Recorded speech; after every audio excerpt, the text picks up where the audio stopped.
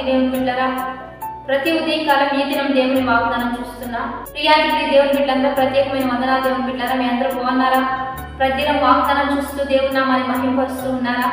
క్రొత్త సంవత్సరంలో దేవుడిచ్చిన ఆశీర్వాదాలు పొందుకుంటూ దేవుడిచ్చిన వాగ్దానాలను రిసీవ్ చేసుకుంటూ ఆత్మీయంగా బలపడుతూ ముందుకు వెళ్తూ ఉన్నారా? చాలా సంతోషం. మనల్ని బట్టి దేవునికి ఎంతో మహిమ. దేవుడు మనకు మేలే చేయబోతున్నాడు, మంచి చేయబోతున్నాడు. ప్రతిదినం దేవుని కృపలోనే మనం పొందుకుంటూ ఆశీర్వాదపరంగా నడిపించబడుతూ ఉన్నాం. కాబట్టి ఈ దినం దేవుడు మనకి ఏ ఆశీర్వాదాన్ని లేవనెత్తుతున్నాడు చూద్దాం. పరిశుద్ధ లేఖన గ్రంథంలో నుంచి లూకా శుభవార్త 10వ అధ్యాయం 19వ వచనం చదువుకుందాం. శత్రు బలమంతటి మీదను మీకు అధికారం అనుగ్రహించి ఉన్నాను, ఏదియు మీకు ఎంత మాత్రమును హాని చేయదు. ఈరోజు దేవుడు మనకిస్తున్న బలమైన వాక్కు, శత్రు బలమంతటి మీద మనకు దేవుడు అధికారం ఇచ్చాడు. ఏదియు మీకు ఎంత మాత్రమును హాని చేయదు. ఈరోజు అపవాది సంబంధిత శత్రువు, ఈరోజు మనకి శత్రువు ఎవరు అంటే మనుషులు కాదు. మనకు శత్రువులు ఎవరంటే పరిస్థితులు కాదు. ఈ రోజులో చాలా మంది తెలియక మనుషులతో యుద్ధం చేస్తారు.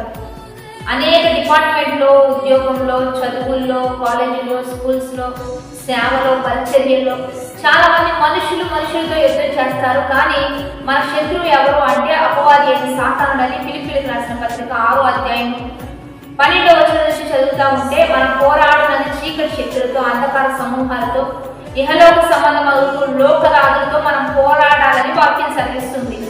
కానీ మనుషులు తెలియక మనుషులతో పోరాడుతూ ఉంటారు. కానీ మన శత్రువు ఎవరు అంటే అపవాది అయిన సాతానుడు. వాడితో మనం పోరాడాలి. మనందరం ఏక మనసు కలిగి, ఏకాత్మ కలిగి, ప్రార్థనాపూర్వకంగా వాడితో మనం పోరాడుతూ ఉండగా వాడి రాజ్యాలన్నీ కుప్పకూలిపోతాయి. దేవుడు అదే చెప్తున్నాడు, మీ అందరికి బలం ఇచ్చా, అధికారం ఇచ్చా, ప్రార్థన బలం ఇచ్చా. మీరందరూ కలిసి ప్రార్థిస్తూ ఉండగా, కలిసి విజ్ఞాపన చేస్తూ ఉండగా, ఆరాధనలో ముందు కొనసాగుతూ ఉండగా, కట్టుటకు, నాటుటకు, పెళ్లగించుటకు, విరగొట్టుటకు అన్ని రీతులుగా నేను మీకు అధికారం ఇచ్చా. అంటే మనం ఏది ప్రార్థిస్తామో అది కట్టబడుతుంది. ఏది విడుదల చేస్తామో ఆశీర్వాదం అది విడుదలవుతూ ఉంటుంది.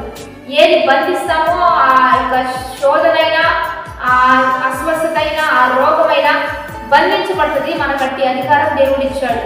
అందుకనే దేవుని బిడ్డలారా, నిర్లక్ష్యంగా ఉండక, అజ్ఞానంగా ఉండక, అధైర్యంగా ఉండక, ధైర్యం తెచ్చుకొని విశ్వాసంతో బలవంతులు కావాలని ఈరోజు దేవుడు మాట్లాడుతూ ఉన్నాడు.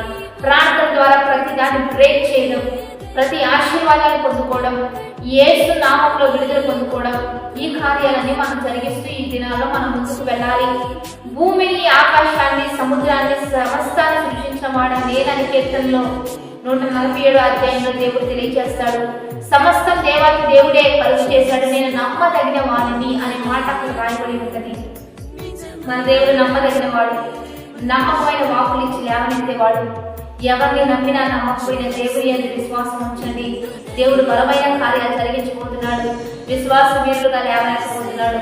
మన జీవితంలో అద్భుతాలు జరిగిస్తూ దేవుడు గొప్ప విషయాన్ని ఇస్తూ ముందు సాగించిపోతూ ఉండగా ప్రతి విషయాన్ని దేవుని యొక్క అడిగి పొందుకుందాం. వాగ్దానాన్ని బట్టి ప్రార్థన చేద్దాం. పరిశుద్ధ మహోన్నతుల గొప్ప దేవ, ఈ దినం మీరు మాకు ఇచ్చిన బలమైన వాకు వచనాలను బట్టి నీకు మహిమ.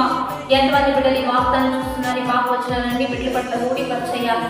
వారికి బలం ఇచ్చి, అభిషేకం ఇచ్చి, ధైర్యం ఇచ్చి, ప్రోత్సాహం ఇచ్చి, ప్రతి వాటి మీద అధికారం ఇస్తూ నీ బలమైన నామానికి మహిమ తెచ్చుకోమని, బర్త్డేస్, మ్యారేజ్ చేసుకున్న వారికి దీవెన శుభములు ప్రకటిస్తూ దైవిక దీవెనతో ముందు కొనసాగించమని ప్రభు అయిన యేసుక్రీస్తు నామం పేరట అడిగి వేడుకొని ప్రార్థిస్తూ నామం గొప్ప తండ్రి, ఆమేన్.